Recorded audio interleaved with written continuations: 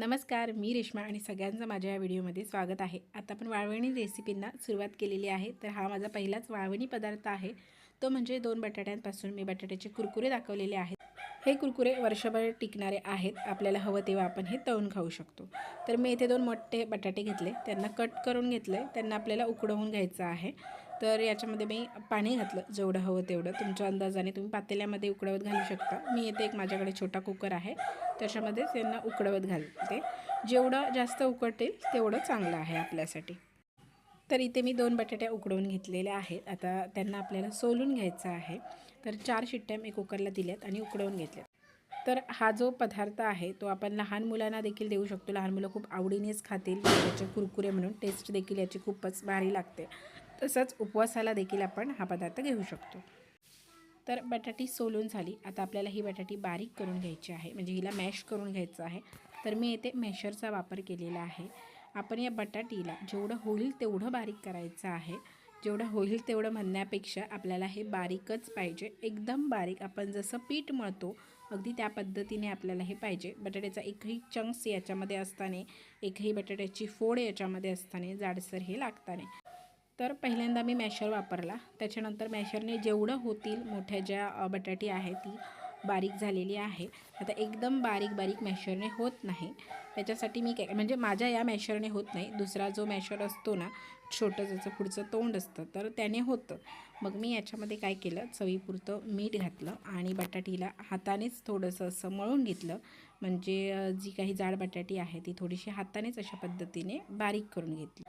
त्यानंतर मला एक आयडिया सुचली, हाताने असं करण्यापेक्षा मी एक चमचा घेतला आणि एक ताट घेतलं आणि त्याच्यामध्ये हे बॅटर सगळं घातलं आणि चमच्याने अशा पद्धतीने हे बारीक करून घेतलं। बारीक केलेलं गेलं एका साईडला आणि हे राहिलं एका साईडला। तर सगळ्यात सोपं मला हेच वाटलं, तर अशा पद्धतीनेच तुम्ही देखील करा। तर बघू शकता अशा पद्धतीने हे बारीक झालेलं आहे। आता आपल्याला याच्यामध्ये काही इन्ग्रेडियंट्स घालायचे आहेत।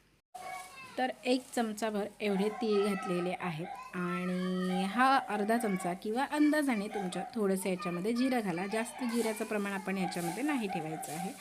तर आता हे तीळ आणि जिरं देखील याच्यामध्ये अशा पद्धतीने चमच्याने मिक्स करून घेते। आता हे आपलं बॅटर रेडी झालेलं आहे बटाट्याच्या सांडग्यांसाठी।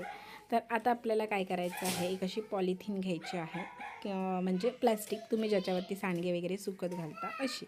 तर मी याच्या चारही ठिकाणी असं काहीतरी कडेला ठेवलेलं आहे, जेणेकरून माझी पॉलिथिन हलणार नाही, कारण वरती फॅन चालू आहे, सध्या गरमी देखील आहे, त्याच्यामुळे मी अशा पद्धतीने याच्यावरती काहीतरी ठेवून दिलेलं आहे चारही कॉर्नरला। आता हे बॅटर घ्यायचं आणि हे बॅटर आपल्याला एका पिशवीमध्ये घालायचं आहे। पिशवी म्हणजे कसली, मिठाची पिशवी घ्या तुम्ही किंवा तेलाची पिशवी घ्या। तर मी इथे पायपिंग बॅग वापरलेली आहे, ज्याला आपल्याला पुढे कट करायचं आहे आणि अशा पद्धतीने सांडगे काढायचे आहेत। तर मी काय केलं, पायपिंग बॅग म्हणजे मी केक बनवते, तर माझ्याकडे पायपिंग बॅग देखील आहेत आणि अशा पद्धतीने नोझल देखील आहे। तर स्टार आकाराचं माझ्याकडे जे नोझल होतं ते याच्यामध्ये म्हणजे कसं चकलीला असे काटे काटे येतात ना, तशा पद्धतीने याच्यावरती त्या रेषा येतील, यासाठी मी हे नोझल वापरलेलं आहे। नोझल नसेल तर काही प्रॉब्लेम नाही, डायरेक्ट तुम्ही कट करून वापरा। तेलाची पिशवी घ्या, मिठाची पिशवी घ्या। अशा पद्धतीने हे बॅटर याच्यामध्ये भरून घेतलेलं आहे। जेवढं राहील तेवढं याच्यामध्ये भरून घ्या आणि थोडंसं या बॅटरला आपल्याला पिशवीमध्ये घातल्यानंतर म्हणजे पुढे सरकवून घ्यायचं आहे थोडंसं। तर बघू शकता अशा पद्धतीने आपल्याला हे पुढे सरकवून घ्यायचं आहे। तर आता हे बटाट्याचं जे मिश्रण आहे त्याच्यापासून आपण छोटे छोटे पापड देखील करू शकतो। हाताला तेल लावायचं, छोटासा गोळा घ्यायचा आणि 2 पॉलिथिन घ्यायच्या, म्हणजे दोन्ही साईडला असं तेल लावायचं आणि मधोमध ठेवून थोडंसं दाबायचं, जेणेकरून गोल असा पापड तयार होईल आणि ते सुकवायचे त्यानंतर। पण मी काय केलं, थोडंसं काहीतरी वेगळं म्हणून अशा पद्धतीने केलं, कारण अशा पद्धतीने काहीतरी वेगळं केलं की ते माझ्या मुलाला आवडतं, त्याच्यामुळे मी अशा पद्धतीने केलेलं आहे। बघू शकता नोझल घातलं त्याच्यामुळे माझे जे हे सांडगे आहेत त्यांना खूप छान असा एक शेप आलेला आहे। तर हे करताना तुम्हाला समजेलच मी का म्हटलं होतं की बटाटे जे आहेत ते आपल्याला खूप बारीक पाहिजेत, कारण आपण ज्यावेळी ते पायपिंग बॅगमध्ये घालतो, पुढे कट करतो, त्यावेळी त्याच्यातून ते इझिली बाहेर यायला पाहिजे। आपले जे सांडगे आहेत, जे कुरकुरे आपण म्हणतो, ते कुठेही तुटणार नाहीत अशा पद्धतीने, याच्यासाठी आपल्याला जे बटाटे आहेत ते अगदी बारीक पाहिजे। तर पहिल्या दिवशी ना पूर्ण एक रात्र मी यांना फॅनखालीच सुकवलं। आता दुसऱ्या दिवशी बघू शकता हे थोडेसे सुकलेले आहेत, आतमध्ये थोडेसे ओले आहेत। वरती हात लावते तर हाताला अजिबात चिकटत नाही आहे, आतमध्ये मात्र ते ओले आहेत। तर दुसऱ्या दिवशी देखील मी यांना फॅनखालीच ठेवलं. जर तुमच्याकडे कमी ऊन वगैरे असेल तर आरामात हे 3 दिवसात होऊन जातात. तर पहिला दिवस झाला, दुसरा दिवस झाला, तिसऱ्या दिवशी बघू शकता पापड ऑलमोस्ट सुकलेले आहेत. तर मी सगळे पापड हाताने अशा पद्धतीने काढले. अगदी इझिली हे हाताने निघून येतात, हे बघू शकता. त्यानंतर मग मी काय केलं, सगळे पापड एकत्र केले, एका प्लेटमध्ये ठेवले आणि थोडंसं 1-2 तास उन्हामध्ये यांना ठेवून द्यायचं. ऊन असेल तर काही प्रॉब्लेम नाही, अजून थोडंसं ती रात्र फॅनखाली यांना सुकत घालायचे.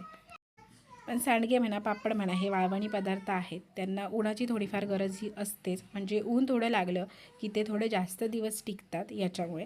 आणि आपल्याही मनात अशी शंका राहत नाही की बाबा माझा पदार्थ उन्हामध्ये व्यवस्थित सुकला नाही. व्यवस्थित सुकले की काही टेन्शन नाही.